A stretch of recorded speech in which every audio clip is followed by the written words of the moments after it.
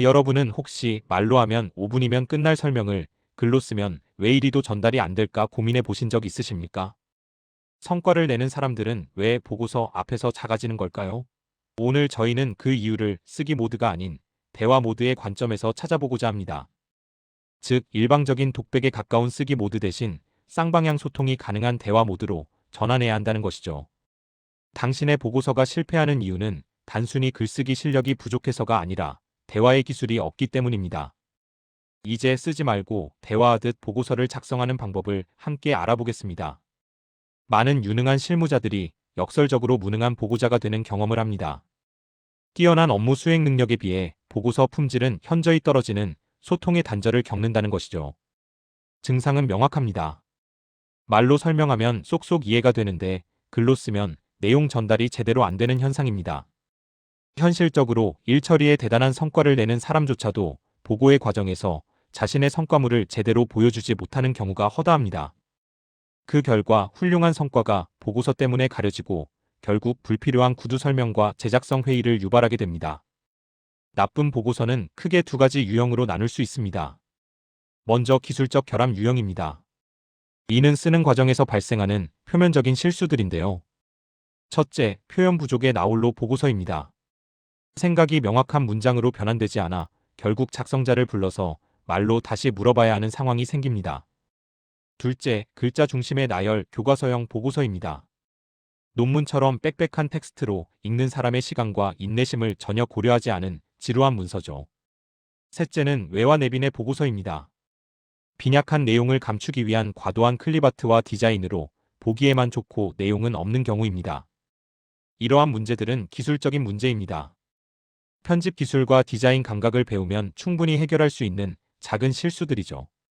다음은 기획의 결함 유형입니다. 이는 보고서 작성 전 단계에서 이미 결정된 치명적인 실패를 의미합니다. 첫째, 근거 없는 주장을 담은 믿거나 말거나 보고서입니다.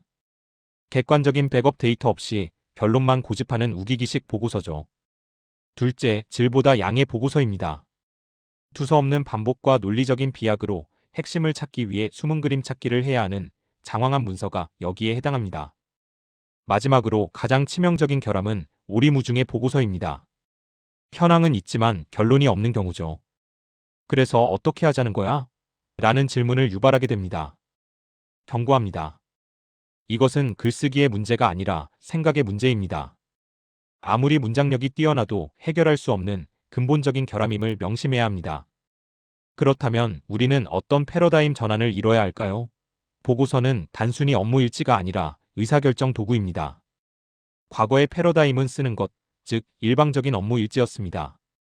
자신을 위한 기록이며 독백이고 과거 지향적이었죠. 하지만 새로운 패러다임은 대화하는 것입니다. 즉 상대를 위한 의사결정 도구이자 쌍방향 대화이며 미래 가치를 지향해야 합니다. 보고서는 작성자가 아닌 상사, 고객, 그리고 미래의 동료를 위한 조직의 자산임을 이해해야 합니다. 이제 보고서를 대화 모드로 전환하기 위한 3단계를 밟아보도록 하겠습니다. 첫 번째 단계는 바로 읽는 사람을 특정하라입니다. 여러분의 보고서를 읽을 사람이 누구인지 막연한 상사가 아닌 구체적인 그 사람을 향해 써야 합니다. 진짜 의사결정권자를 찾아야 해요. 단순히 팀장님이 아니라 이 안건에 대해 최종 정결 권한을 가진 사람이 누구인지 파악하는 것이 중요합니다. 질문을 처음 던진 그 사람이 진짜 독자입니다. 그리고 그들의 스타일을 분석해야 합니다. 결론을 먼저 챙기고 나서 실행 계획을 중시하는 행동형인지, 논리적 검증과 이론적 배경을 중시하는 사고형인지, 아니면 합의, 팀워크, 맥락을 중요하게 여기는 인간형인지 말이죠. 보고의 상대방을 지정한다는 것은 곧 대화의 상대방을 정확히 설정한다는 의미입니다. 기억하십시오. 당신의 상식은 독자의 상식이 아닐 수 있습니다. 특히 전문 용어와 약어 사용에는 함정이 많습니다. 인사팀에서는 MH를 맨아워라고 이해하지만 건설 현장에서는 모델하우스로 받아들일 수 있습니다. 마케팅팀의 MPRS는 마케팅, 생산, R&D, 지원을 의미하지만 일반 경영진에게는 물음표일 수 있죠. 교육 담당자에게 KSA는 지식, 기술, 태도, 즉 난리지, 스킬, 애티튜드를 뜻하지만 타 부서에서는 설명이 필요할 수 있습니다. 작성자의 전문적 경험과 독자의 경영적 관점 사이의 간극을 메우는 것이 바로 배려이며 성공적인 보고서의 핵심입니다. 다음은 두 번째 단계, 주제 정의입니다. 주제는 내가 한 일이 아니라 상대방의 질문이어야 합니다. 예를 들어 1분기부터 4분기까지의 매출 데이터 분석 및 어쩌구라며 자기가 수행한 일을 장황하게 늘어놓는 대신에 독자의 질문, 즉 매출 하락의 원인은 무엇이며 우리는 무엇을 해야 하는가와 같이 핵심 주제에 초점을 맞춰야 합니다. 이를 위해 기획의 5가지 핵심 질문을 활용할 수 있습니다. 왜 발생했는가, 무엇을 해야 하는가, 어떻게 해야 하는가, 해야만 하는가, 그리고 어떤 상황인가를 스스로에게 던져보십시오. 이제 세 번째 단계, 구조 설계입니다. 대화의 리듬을 만드는 두 번의 질문, 두 번의 대답으로 보고서의 구조를 설계해야 합니다. 첫 번째 루프는 맥락과 결론입니다. 독자의 질문을 확인하고 그에 대한 결론을 먼저 제시하는 과정이죠. 이어서 두 번째 루프는 상세와 근거입니다. 첫 번째 대답에서 파생되는 독자의 검증 질문, 즉, 왜 그런 결론이지? 혹은 그걸 어떻게 하지? 이에 대한 구체적인 본론과 증거를 제시합니다. 보고서는 정보의 나열이 아니라 질문과 대답을 주고받는 캐치볼과 같다는 것을 기억해 주십시오. 첫 번째 루프인 공감과 결론에서는 독자의 머릿속 첫 번째 질문을 해소하는 것이 중요합니다. 독자의 숨겨진 질문, 즉 내가 시킨 그 과제가 맞는가에 대해 도입부에서 네, 맞습니다. 그리고 결론은 이것입니다라고 명확한 핵심 주장을 제시해야 합니다. 2단계에서 동의를 얻지 못하면 이후의 모든 내용은 동문서답이 되고 맙니다. 즉 보고서의 첫인상과 방향성을 결정하는 가장 중요한 부분이라고 할 수 있습니다. 이어서 두 번째 루프인 검증과 상세에서는 결론에 대한 의구심을 증명과 계획으로 전환해야 합니다. 상사의 회의적인 질문, 즉 왜 그렇게 생각하지? 구체적으로 어떻게 할 건데?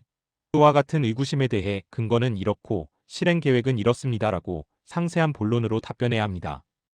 결론을 뒷받침하는 구체적인 데이터, 즉 왜의 근거와 실행 방법인 어떻게를 명확히 제시함으로써 대화를 완성하고 보고서의 신뢰도를 높일 수 있습니다.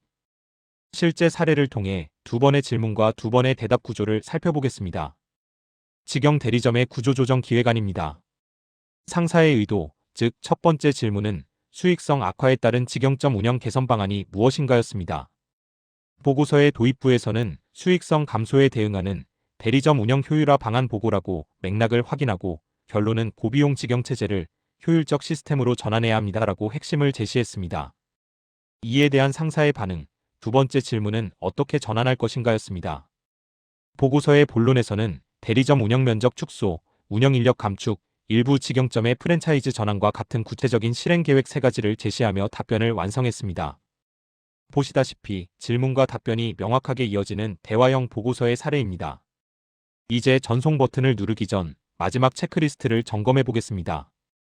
첫째, 독자 체크입니다. 이 보고서를 읽을 최종 의사결정권자의 얼굴이 명확히 떠오르는가? 둘째, 주제 체크입니다. 내가 한 일이 아니라 그가 궁금해하는 것을 적었는가? 셋째, 구조 체크입니다. 결론인 첫 번째 답변이 첫 페이지 혹은 도입부에 명확히 제시되어 있는가? 넷째, 논리 체크입니다. 구체적인 근거인 왜와 실행 계획인 어떻게가 두 번째 답변으로 충분히 제시되어 있는가? 이 4가지를 확인해 주십시오. 보고서는 읽는 사람의 시간을 아껴줄 때 비로소 그 진정한 가치를 가집니다.